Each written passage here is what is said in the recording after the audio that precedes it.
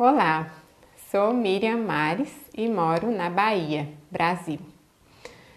Vou compartilhar meu pequeno testemunho referente à cobertura de cabeça.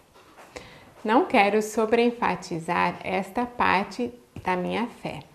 Está sendo um aspecto de relevância crescente, mas não mais importante. Um elo na cadeia da verdade.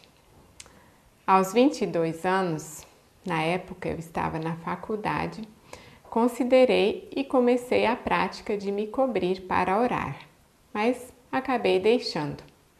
Até quando, há uns 2 anos atrás, minha convicção foi novamente despertada para tal. Então, tem sido uma prática recente e ainda em amadurecimento. Há várias porções na Bíblia que se referem à temática de como seguimos a Jesus. A principal ênfase é sobre a intimidade do coração, a experiência interna, com as quais precisamos perseverar a sós diante de Deus.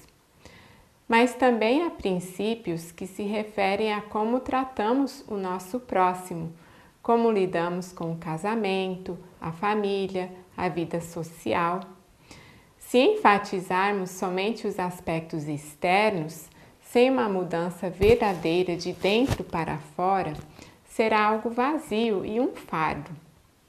Tudo na nossa jornada cristã deve provir da obediência do coração, de dentro para fora, antes de a prática externa ser relevante. Tenho ponderado sobre a história da cobertura de cabeça, a qual iniciou desde o Velho Testamento, possivelmente desde Eva, continuando pelo Novo Testamento e na sociedade, especialmente entre as filhas de Deus, até uns anos atrás, quando na década de 1960, com o movimento feminista, a Revolução Sexual, a mulher secular decidiu que não queria estar mais sob a autoridade do homem. E quando, por 1980, a Igreja Católica removeu a ordem do véu, gradualmente as demais igrejas cristãs também deixaram a prática, com uma pequena exceção. Aqui, a imagem de uma família adventista de Minas, 70 anos atrás. O menino de uns 5 anos é o pai de uma amiga minha. Interessante ver todas as mulheres cobertas, até a menininha nos braços. O texto bíblico referente à temática da cobertura de cabeça para a mulher tende a ser logo descartado para ser praticado hoje em dia, justificando a prática em Corinto devido à cultura e os desafios morais enfrentados lá. Mas será que seria algo somente para os habitantes daquela cidade? Logo na introdução desta epístola, Paulo, o escritor, dedica a carta, além de aos coríntios, também aos santificados em Cristo, os que em todo lugar invocam o nome do nosso Senhor Jesus Cristo. E a inspiração destaca: as palavras de advertência do apóstolo à igreja de Corinto são aplicáveis a todos os tempos e especialmente adaptados aos nossos dias. Será que todo o livro é especialmente para os nossos dias, exceto metade do capítulo 11? Neste capítulo, os primeiros versos remetem à criação. O cabelo comprido da mulher é sua glória, sua beleza. O meu cabelo não é chamativo, mas no teu caso, sim. É uma cobertura natural, manto, no grego, peribolaion, a feminidade. Então, o apóstolo Paulo destaca a relevância de cobrir a cabeça para não atrair atenção para si. A cobertura física é sua cobertura espiritual, sua autoridade, poder, por causa dos anjos. No grego, katakaliptos, de cima para baixo. No verso 15, Deus nos criou em uma ordem, uma hierarquia natural. Deus, Jesus, esposo, esposa e eventualmente os filhos.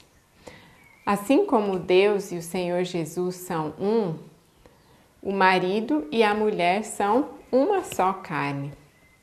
O modelo bíblico coloca o esposo como líder do lar, mas isso não significa que a esposa não tenha voz e privilégios nesse relacionamento, mas é submissa a ele no Senhor. E eu entendo que posso refletir a imagem de Deus aceitando a minha posição de hierarquia no casamento. E o cobrir-se tem este propósito pelo que representa. Inclusive, eu tenho apreciado muito a postura do meu esposo neste assunto, me deixando livre em relação à decisão de usar ou não uma cobertura. E gradualmente estou começando a ver a cobertura de cabeça como uma coroa para as filhas do Rei do Universo, um símbolo físico de uma proteção espiritual. Já pelo preceito bíblico, o homem não deve estar coberto para orar. Até na cultura popular, os homens removem sua cobertura física, em sinal de respeito, por exemplo, ao cantar o hino nacional, diante de autoridades, ao falar com Deus. Vem deste capítulo. E me tenho questionado por que nós mulheres deixaríamos de praticar esta ordenança nestes últimos anos, tão perto do fim. Eu tenho usado uma cobertura não só para orar, mas ao longo do dia, no meu envolvimento público, e tem servido como mais um lembrete de submissão, humildade, modéstia ao Senhor Jesus especialmente, e também ao meu esposo. E eu gosto de poder estar sempre disponível para orar, então facilita já estar coberta.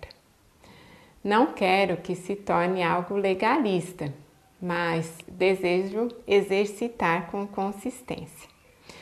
E embora eu hoje entenda ser uma parte importante da expressão de minha fé, uma convicção do coração, eu sou contra a que haja uma linha de demarcação para a convivência. As bênçãos espirituais que podemos receber com esta prática podem servir para robustecer nosso caráter e amadurecê-lo. Minha personalidade é do tipo que não gosta de chamar atenção. Vivemos em um período onde a cobertura modesta de cabeça é rejeitada pela grande maioria social, criticada inclusive ou especialmente pela comunidade eclesiástica. O fato de não estar na moda cultiva a humildade, a abnegação própria e nos remete à consideração de que o meu eu é chamado a estar crucificado com Cristo, já não vivendo para o meu eu, mas agora Cristo em mim. E nos prepara e fortalece para enfrentar perseguição muito mais severa por causa da justiça, por causa da fidelidade à sua lei. Entendo que os ensinamentos bíblicos, inclusive 1 Coríntios 11, vão além da cultura ou do tempo. No verso 5 diz: mas toda mulher que ora ou profetiza com a cabeça descoberta desonra a sua própria cabeça. Apesar de eu entender que isto se refere a uma cobertura física, coloco a possibilidade de que, a partir de 1960, não seja mais desonroso que a mulher ore descoberta, ou até que Deus nunca tenha requerido uma cobertura física na cabeça de suas filhas, e os humanos que tenham inventado esta tradição. Mas eu ainda creio preferível ser obediente demais do que correr o risco de rejeitar sua vontade pela inconveniência. Eu encorajo você a estudar e buscar ouvir da palavra a vontade de Deus por você mesma, em qualquer assunto de consciência, e não hesitar em atender às impressões do Espírito Santo. Devemos escolher o que é certo porque é certo e deixar as consequências com Deus. Mas concluindo, eu desejo reforçar que a minha identidade não é e não deve estar no título profissional, ou no estado civil ou financeiro, no meu vestuário ou como aqui usa uma cobertura, mas é Cristo e está em Cristo. É um assunto da graça, de crescer a imagem de Deus. Então, apresentemo-nos fazendo a diferença, servindo ao Senhor de todo o coração.